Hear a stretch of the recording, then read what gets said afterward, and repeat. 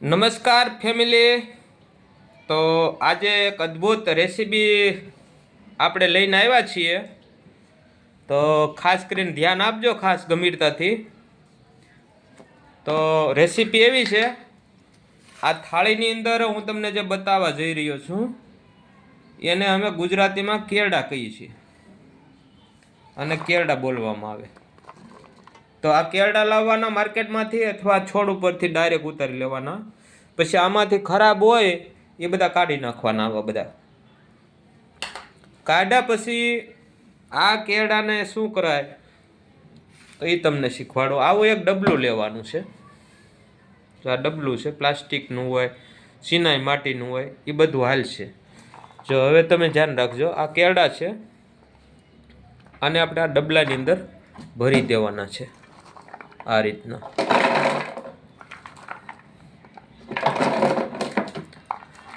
કેરડાને પાણીથી સાફ કરી નાખવાના, સૂકા પાણીની અંદર. પછી આ રીતે આ ડબલાની અંદર આપણે ભરી લીધા છે.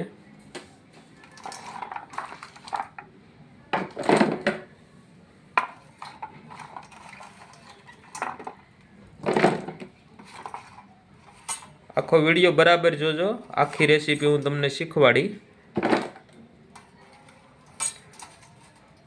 આ ડબલામાં ભરાઈ ગયા છે. હવે આપણે ડબલામાં ભરાઈ ગયા છે મિત્રો. હવે આમાં છે ને હળદર નાખવાની છે. તો આ છે આપણી હળદર. સેલમ હળદર વાપરજો ખાસ કરીને, આ બધું ઓર્ગેનિક છે. 1 ચમચી, 2 ચમચી અને આ 3 ચમચી હળદર આપણે હજી અડધી નાખી દઈએ. આ 500 ગ્રામ કેળા છે. હવે આની અંદર નાખવાનું છે આપણે ટાટા નમક, એટલે કે મીઠું. 1 ચમચી, આ 2 ચમચી, 3 ચમચી, 4 ચમચી, 5 ચમચી, 6,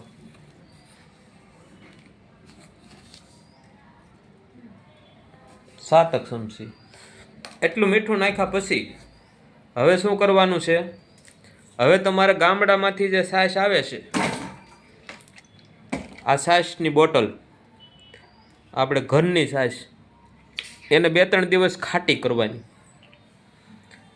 આ ખાટી છાશને, જો આ લીટર જેટલી છાશ, આ ખાટી છાશ છે, એને આપણે આની અંદર નાખીએ છીએ. જો વિડીયો પૂરો જોજો, ના સમજાય ને કહેજો. આ બધું કેળું બુડી જવું જોઈએ. આ બુડી ગયું બધું, બરાબર.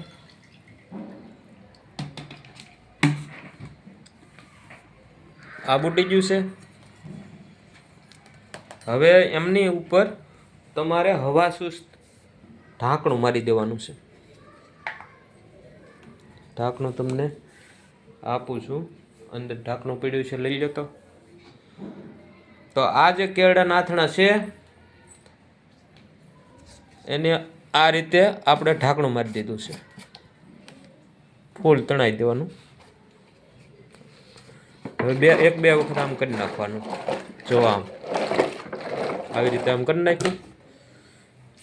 હવે આ તૈયાર થઈ ગયું, બરાબર, રો મટીરિયલ. હવે આને છે ને 25-30 દિવસ સુધી આને ખોલવાનું નહીં. હવે 25-30 દિવસ પછી આમાંથી તમારે જેટલા ખાવા હોય એટલા કાઢવાના, બાકીના તમે ખારા પાણીની અંદર પણ ટ્રાન્સફર કરી શકશો. આ અથાણું ખાસ કરીને શ્વાસ ચડતો હોય, દમ હોય, એના માટે ખૂબ ઉપયોગી થતું હોય છે. અને ખરેખર દરેક ઘરની અંદર કેળડાનું આથણું હોવું જોઈએ. તો આ આખી પૂરી અમારી રેસીપી તમને ગમી હોય તો લાઈક કરજો, શેર કરજો. અને ફેમિલીને કોઈને કોઈ પ્રશ્ન હોય તો કોમેન્ટ બોક્સની અંદર લખજો. અને ખાસ કરીને અત્યારે સિઝન છે કેળાની, તો કેળાની સિઝનની અંદર તમે આ કરી શકશો અથાણું. પછી એને હવેજવાળા પણ કરી શકશો, મસાલાવાળા પણ કરી શકશો. એ કઈ રીતે કરવા એની પણ એક રેસીપીનો વિડીયો આપણે મૂકશું. અત્યારે તમારે આ પ્રોસેસ કરી અને 25-30 દિવસ સુધી આને ખોલવાનું નથી. આનો કલર છે એ લીલો કલર છે, એ આખો પીળો કલર થઈ જશે.